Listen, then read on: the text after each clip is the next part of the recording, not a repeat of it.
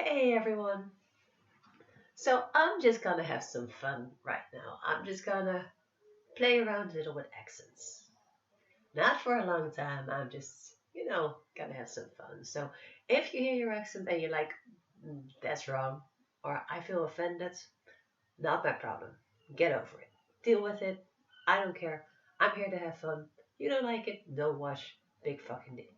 Alright, so there's a few accents that I've learned to do because, as you can hear, if I just speak normally, there's a little American-ish accents and a little English-ish and a little Dutch-ish, right? It's like a combination of those, and that's not my favorite accents, so I prefer to not speak that. But if I'm just au naturel, then that's what's gonna happen. So I've kind of learned to do a few accents along the way. And it's not on purpose. It's not because I want to. But here's the thing, if I hear an accent that I really like and I have a conversation with someone with that accent and it takes long enough and I speak with more people with a similar accent, then I'm going to adopt it. And yeah, I can choose to not speak it as you can hear, but it's just so much more fun playing around with accents that I actually like. Now, fair warning, it's not going to sound great today because I haven't really consciously been around any of the accents that I'm going to try to do. So it's not going to be good. I might do another one later in a couple of weeks or months, however long this is going to take. And with this, I mean this weekly video thing. But yeah, I'm just going to try a few out. So, well, I cannot actually do an American one because there's just so many versions of that, and as you can hear, basically what I'm doing now sounds American. So yeah, that's this one, right? American Dutch-ish, not pretty if you ask me, but we'll just deal with that. So now there is one that I do actually kind of like, and so, as you can hear, I'm actually trying to do it right now. So here's the thing about the accents. Once you start getting into it, it kind of changes the entire sound and tone of your voice. It's a little more sing-songy, and actually my voice kind of changes as I do that. So what I'm doing now is, this is a pretty thick Irish accent, and I'm thinking Northern Ireland, because in Northern Ireland they say like noi instead of now. So it's pretty specific, but yeah, it's and if the R, not like R or R, but the R, like way back in the throat thing. It's a throat, not throat. So it's like these little sounds things that are coming up that just it makes me happy. That used to be the accent I would go to, but it's a little more difficult for me right now. And see, I'm slipping out of it right now. You notice that I bit by bit am I slipping out of it because I just haven't spoken that in such a long time. So I'm gonna slip into the next one, which is a fairly proper English. Now I could start speaking in the Queen's English, but I probably can't because I don't know what the Queen's English is. In fact, I don't want to know what the Queen's English is because I'm not the Queen. Well, I am in my world, but not in the actual real world when other people are as well. So no, I'm not going to speak in the proper Queen's English. But I do believe I can sound quite posh if I choose to. Or maybe I just sound like Mary Poppins. Could be. As long as I don't sound like the chimney sweep, because that's just a whole different accent that I cannot do just yet. So as you can hear, that whole English accent, it's kind of what we learn in school, right? I mean, we are raised here in Holland on TV, which is usually American or Dutch, or the British English that we learn in school, which is the Queen's English, or a proximity of that. Now, here's another one I like, and you're gonna hate me for this, but I'm gonna start doing it anyway. So, when I've watched something like Billy Connolly,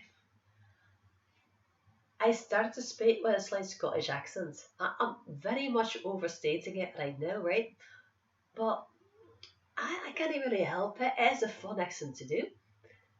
And again, the sound of my voice changes with actually saying it. And it's kind of like biting off those words and having it a bit more to the forefront of my mouth. And it's so much fun to just do this one. And I know if I'm gonna exaggerate, is that the word? I don't even know what it is. But if I'm gonna exaggerate the words, then it's gonna come out ridiculous. So I kind of just gotta go with the flow with what's going on right now. I think this is actually the closest I can actually get to a fairly accurate Scottish accent. But I know it's not perfect, especially now because, I've been fuck all listening to Scottish stuff lately, so can't really do anything about that. I think if I were to watch Billy Connolly and then come back, then it'd probably sound good. But as you know, I'm not gonna edit anything, so what you see is what you get right now, and this is it. Now there is one more accent, and this one is gonna be absolutely atrocious. It used to be my best before I knew all the other accents and liked them better. Sorry, again, upfront. Sorry, but not sorry. Okay, so I could start speaking in a slight French accent. It might not sound perfect, as you say, but it is fairly easy to do because you kind of just have to get into that mindset of how the French say their words, and you have to kind of get that French feeling on how to finish and to not say the H in how instead of, when the other people say how, we do not say that in France, or no, we say how. So if you get into that a little bit, then maybe it gets easier to do the French accent. As you can hear, absolutely ridiculous. But hey, as I said, I'm just here to have fun. And I'm having fun with this shit. So I am. So yeah, that's just some of the accents I can kind of do. Not really, as you can clearly hear. But again, I'm just having fun. And usually when I go to an Irish pub or something like that, then I'm surrounded by Irish, English, and Scottish people. So my accents will kind of become a mix of all of those. And no one really knows where I'm from, which is funny. So I always keep them guessing. So, little side notes, you might be wondering why I do all my stuff in English, or not all of it, but stuff like this, and why I can use as many words and correct phrases as I do. That's because, that's just a little side note, just a fun fact. When I was younger, before I knew I had dyslexia, I loved to write. I wrote stories, poems, songs, all of that. And every time I did that, I would get my paper back with big red lines in them because I made so many spelling errors in my own language. I now know that's called dysorthographia. It's like one type of dyslexia. But back then I didn't know that. I just realized I am not allowed to express myself in my own language if it's on paper because there's just too many mistakes in it. So then I realized something else. Here's what I'm gonna do. I'm gonna learn one language so well that I'm gonna be able to express myself in that language. And the one language we're surrounded with in Holland is English. So that was an easy choice. Also, there are so many songs and phrases and fun ways of saying stuff in the English language that I just knew there was a lot to play with. And here's the thing, I will still make spelling mistakes in English, but that is not my first language, so I'm allowed to make mistakes in another language. That is why I am as good as I am in this particular language. Sorry about that, I just got over a cold. Barely not quite. So yeah, that pretty much sums that up. Nice little factoid there.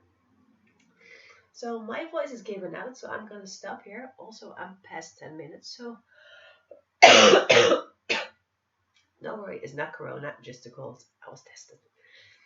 Anyway, see you on the next video. Bye.